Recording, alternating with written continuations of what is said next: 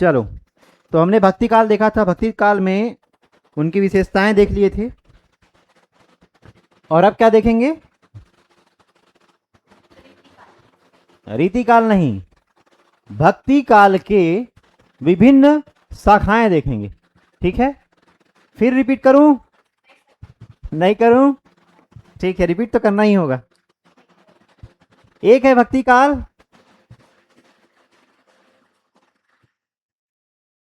भक्ति काल की दो शाखाएं, निर्गुण और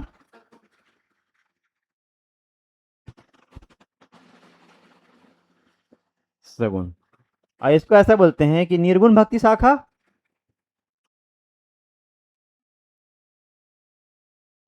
और सगुण भक्ति शाखा।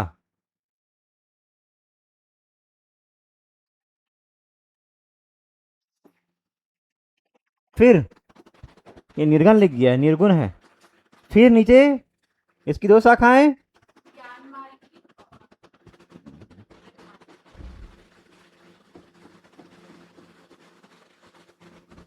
ज्ञान मार्गी और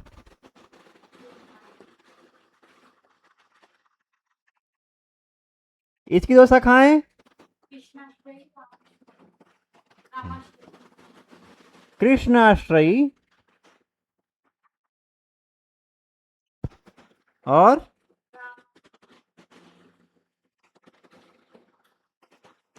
कृष्ण आश्रयी, फिर राम आश्रयी। ठीक, अब इसी को पढ़ना है। निर्गुण भक्ति धारा में क्या, वीरगाथा काल या आदि काल में दिल्ली सहित देश के बड़े भूभाग पर मुसलमान शासकों का आधिपत्य हो गया था, ये तो पढ़ा दिया था। अब यही पॉइंट बार बार आएगा, ठीक है, तो इसी को लेके पकड़ना। ये देखो, लोग राजाओं या राज व्यवस्थाओं के अत्याचार से पीड़ित तो थे ही, युद्ध ने उनकी कमर तोड़ दी थी।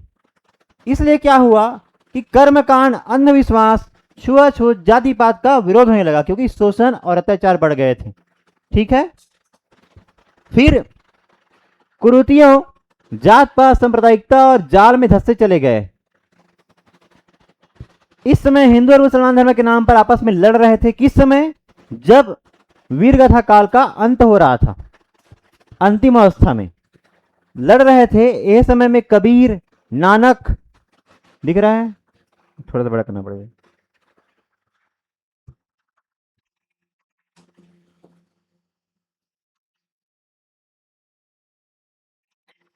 क्या हुआ ऐसे समय में? कबीर आए सामने, फिर नानक आए, रविदास आए, दादू दयाल संत आए, और उन्होंने उपदेश दिया कि हिंदुओं का राम और मुसलमानों का रहीम क्या है? एक है। राम रहीम की एकता स्थापित की। एक ही परमात्मा के दो नाम हैं, राम और रहीम, और जिनकी हम क्या हैं? संतान हैं। इन संतों ने दोनों धर्मों के आडंबरों एवं कट्टरपंथ पर कठोर प्रहार किया। इन्होंने ईश्वर के निराकार रूप को प्रतिष्ठित किया। इनमें एक वर्ग ऐसा था जो ज्ञान द्वारा निर्गुण ब्रह्म की प्राप्ति करना चाह रहा था, दूसरा वर्ग प्रेम द्वारा निर्गुण ब्रह्म की प्राप्ति करना चाह रहा था। इस तरह यह दो भागों में बढ़ गया, पहला ज्ञान मार्गी शाखा, दूसरा प्रेम मार्गी शाखा। अब देखो ज्ञान मार्गी शाखा, इस शाखा के प्रमुख कवि संत कबीर थे, प्रमुख कवि है ना। सबके कम से कम एक एक प्रमुख याद रखना है सीजीपीएससी मेंस के लिए। सीजीपीएससी मेंस के लिए मैं क्या बोला, सबके लिए कम से कम एक एक उसके प्रमुख प्रवर्तक या प्रमुख कवि और उनकी दो तीन रचनाएं बस। ज्ञान मार्ग की शाखा में प्रमुख कबीर,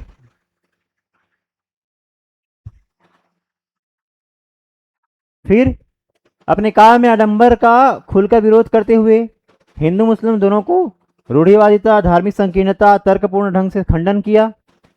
लॉजिक रूप में खंडन किया, ऐसा नहीं कुछ भी बोल खंडन कर दिया, लॉजिक दिया, तर्क दिया। ठीक है, आचरण की शुद्धता और क्षमता की महत्व को प्रतिष्ठित किया। ठीक है, आगे देखते हैं विशेषताएं। किसकी विशेषताएं? ज्ञान मार्ग की शाखा की विशेषताएं। पहला, इस शाखा का जन्म हिंदू मुस्लिम एकता की भावना को स्थापित करने के लिए हुआ था।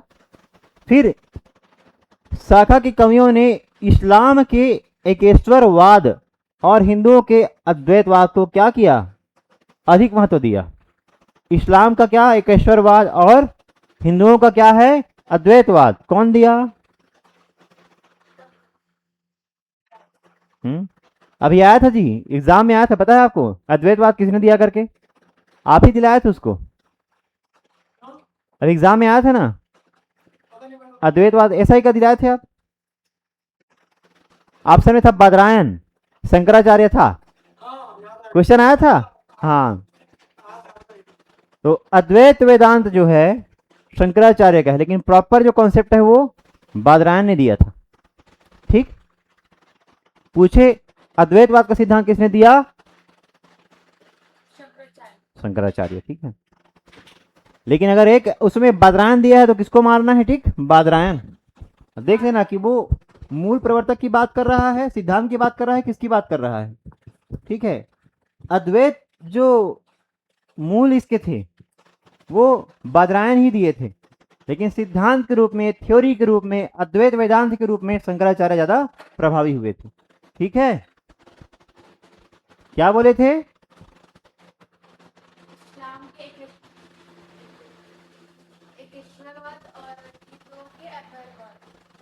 शंकराचार्य क्या बोले थे? ब्रह्म सत्यम जगन मिथ्या जीवो, हाँ, जीवो ब्रह्मैव ना परः।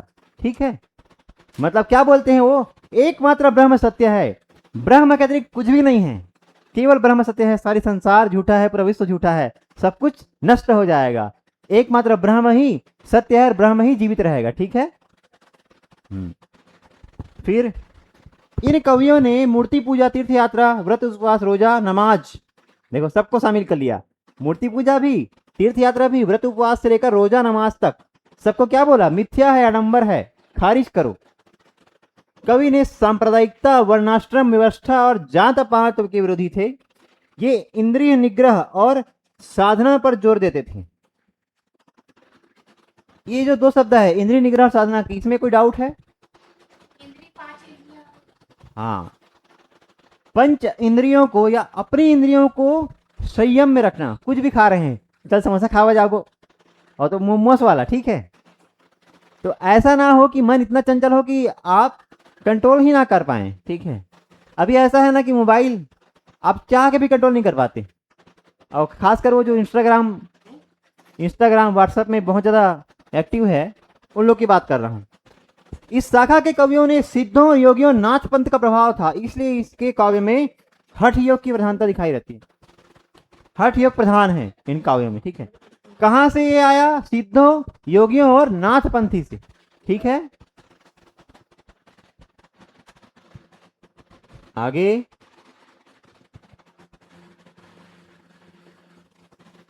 इस शाखा के कवि संत कहलाए। इनकी कविता उपदेश प्रधान थी। उपदेश मतलब समझते हो? क्यों ज्ञान मार्ग की शाखा के कवि संत कहलाए? क्योंकि इन्होंने अपनी रचनाओं में क्या दिया है? उपदेश दिया है। उपदेश और सत्संग। सत्संग मतलब जो सत्य का यानी सच्चाई का संग करे, सच्चाई का आश्रय ले, वो है सत्संग। ठीक है, हाँ, सच्चे अर्थों में ये क्या है? मानव धर्म के पथ प्रदर्शक थे। ठीक है, चलो अब क्या देखेंगे?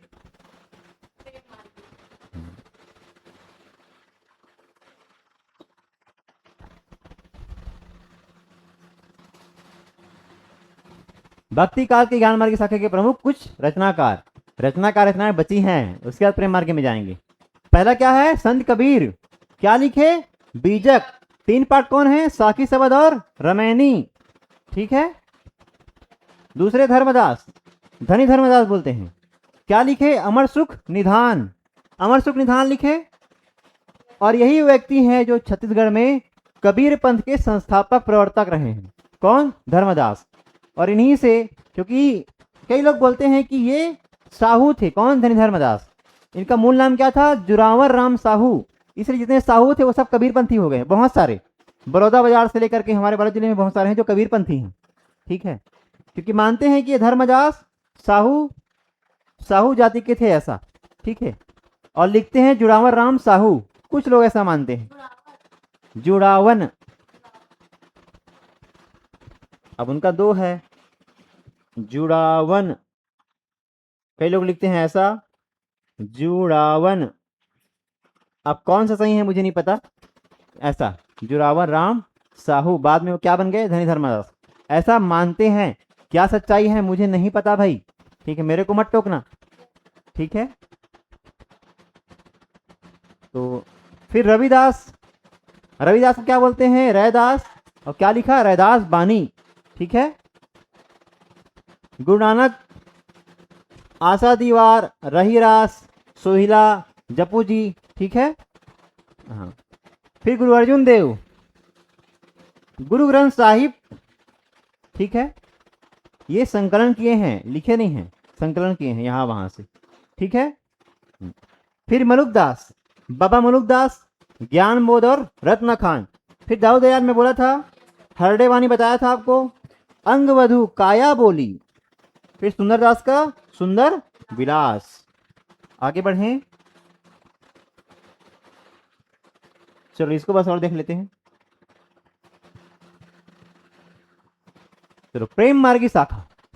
वस्तुतः वीर गाथा काल यानी आदिकाल संक्रांति काल का समय था, और जब दो मध्यस्थताओं का मिलन हुआ। जैसे इसमें क्या है? मध्यस्थ बोलो या बोलो सभ्यता। कैसे कैसे?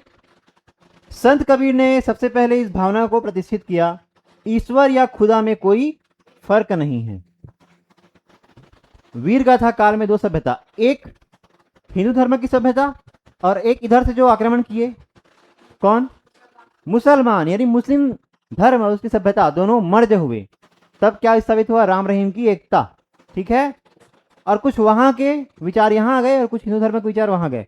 और आज तो ऐसा हो गया है कि मुसलमान लोग भी ना 5 दिन की शादी कराते हैं, दीपावली मनाते हैं, ठीक है, होली भी मनाते हैं वो लोग, ठीक है। और हमारे लोग ईद पे वो क्या बोलते हैं? हाँ, सेवई खाते हैं, और वो बोलते हैं ना एक अस्सलाम वालेकुम भाई, ऐसा करके, ठीक है, गले मिलेंगे ऐसे बकायदा, ठीक है। हाँ हाँ, ईद मुबारक करके, ठीक है। और सलमान खान की पिक्चर आएगी ना तो हिंदू लोग सबसे ज़्यादा जाएंगे ईद में, ठीक है। तो वही है। और बाकी जो खाने वाले हैं बकरी तो काटेंगे, वो सब में कौन रहेगा, ठीक है। तो वही है कि दो सभ्यताओं का मिलन, ठीक है। वो लोग होली मना रहे हैं, हम लोग ईद मना रहे हैं, ठीक है। और कई लोग तो वो भी ऐसा पहन के चले जाते हैं उनकी ईदगाह में, एक सर थे वो ऐसा पहन के चले जाते हैं। हाँ, अब मैं भी हर संडे को जाता हूँ ये गुरुद्वारा, खाने को मिलता है खाना, ठीक है। नहीं, अपना धर्म कोई भी हो, खाने को दे रहा है, क्या तकलीफ है, ठीक है।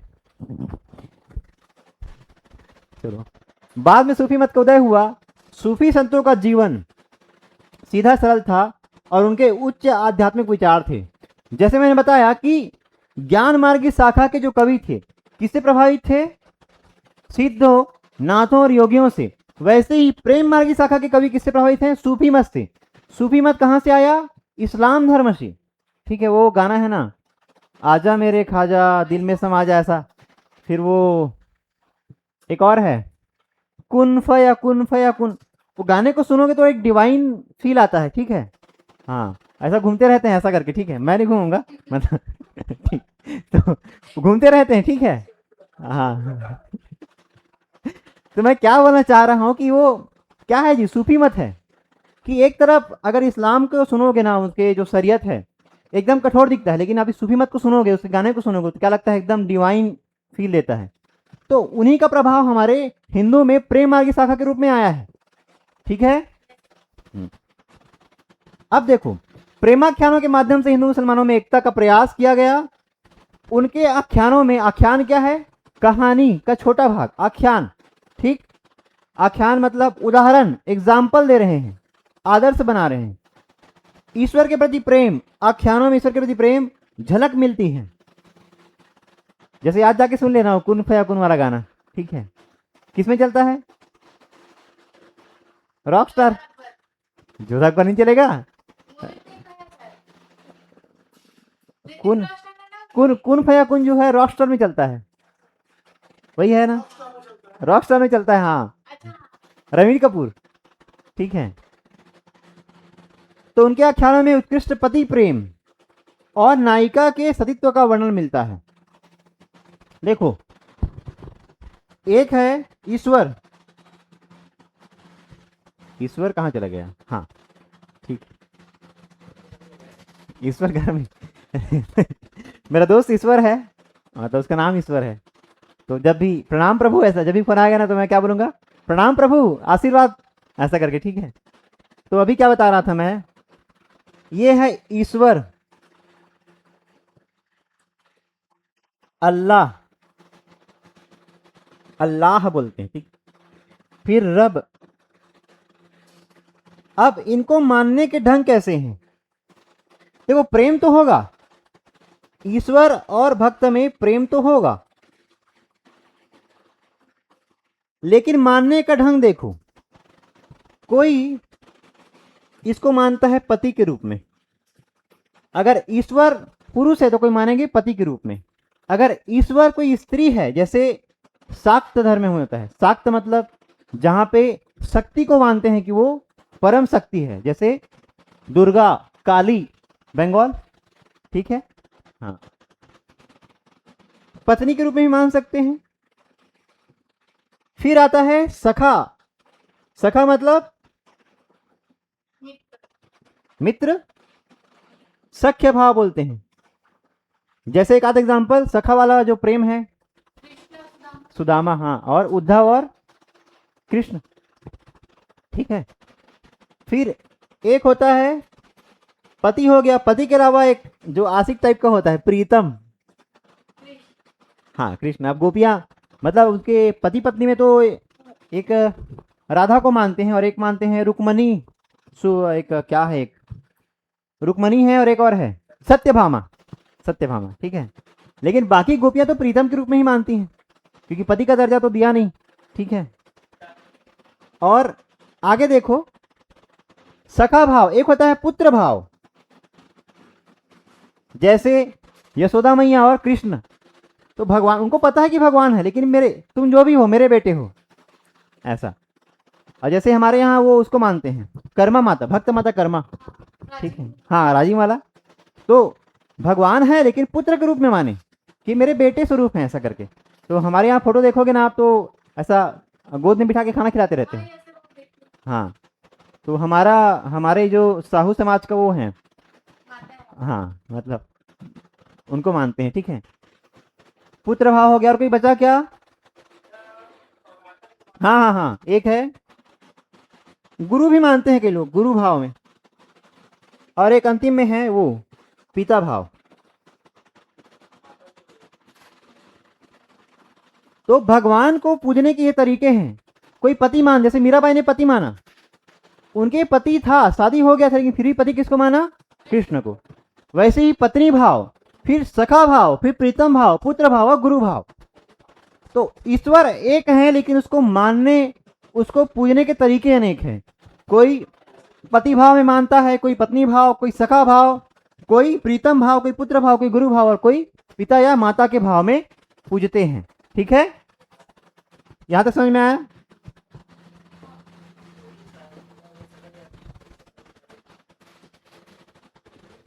आगे देखें विशेषताएं।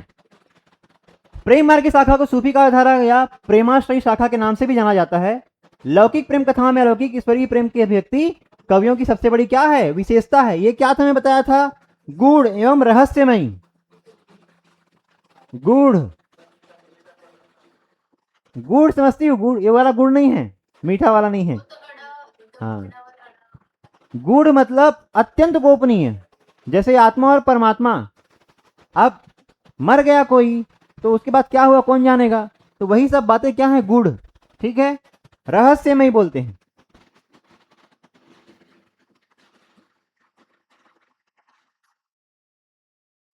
गुड़ रहस्यमयी।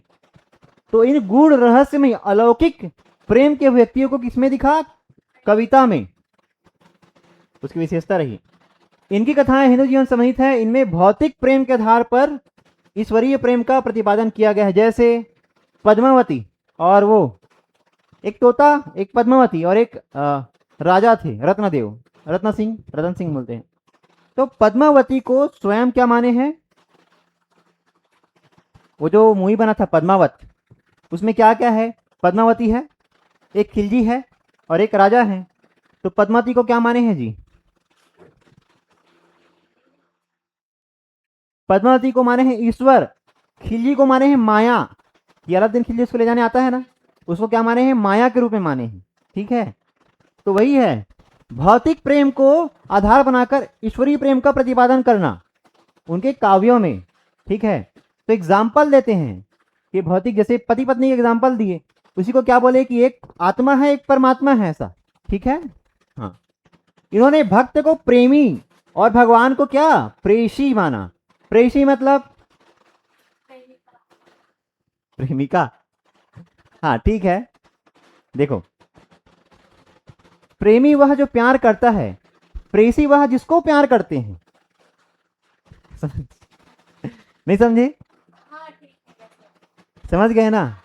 हाँ, जैसे अब देखो, एक लड़की है, उसका बड़ा सा मतलब घर है। अब कोई लड़का है उसके आसपास घूम रहा है एक बार देखने के लिए बस उसको, तो लड़की हुई प्रेसी, ये हुआ प्रेमी। ठीक है, हम लोग उसको आवारा बोलते हैं। ठीक है, लेकिन जब वही है, जब भगवान के संदर्भ में कहें तो जो ऊपर में है मंजिल में वो भगवान है और ये जो नीचे में है वो प्रेमी, यानी हम लोग। ठीक है, तो प्रेसी जिसको हाँ प्यार किया जाता है और जो प्यार करता है वो प्रेमी। ठीक है, तो यहाँ पे भक्त कौन है? प्रेमी, और भगवान प्रेषी। ठीक है, आप भी सही बोली थी, प्रेमिका बोलो, ठीक है, लेकिन वास्तविक अर्थ जो बताया वो रहेगा। ठीक है, इसकी भाषा क्या थी जी? अवधि, अवधि भाषा। वह उधर क्या भाषा थी जो बताया था? हाँ हाँ हाँ, नहीं, प्रेमी प्रॉपर होता है मेल के लिए होता है, पुल्लिंग, और प्रेमिका उसका स्त्रीलिंग है। प्रेमी पुल्लिंग है, प्रेमिका जो आप बताई वो स्त्रीलिंग है। ठीक है, यहाँ पे प्रेयसी उद्देश्य है, ध्येय है। ठीक है, उद्देश्य ध्येय। ठीक है, समझ गए होंगे मेरे ख्याल से। इन्होंने मुख्य रूप से दोहा और चौपाई छंदों का प्रयोग किया है। कवियों ने अपनी भावनाओं को प्रकट करने के लिए क्या किया? प्रतीकों का इस्तेमाल किया। जैसे भवसागर, हाँ भवसागर बोल दिया। अब भवसागर क्या है भाई? तो ये पूरा दुनिया को क्या माने हैं? भवसागर। डोंगा यानी नाव, नाव मतलब प्रभु की कृपा को क्या बोले हैं? नाव या डोंगा। ठीक है, हाँ, तो हे प्रभु मेरा भवसागर पार लगा दो, ऐसा बोलते हैं ना। हाँ, नैया पार लगा दो। हाँ, तो कृपा मांग रहे हैं उनसे। आगे देखो, वस्तुतः प्रेम मार्ग की शाखा सूफी मत पर आधारित है। सूफी मत ईश्वर और जीव में प्रेम संबंध मानता है।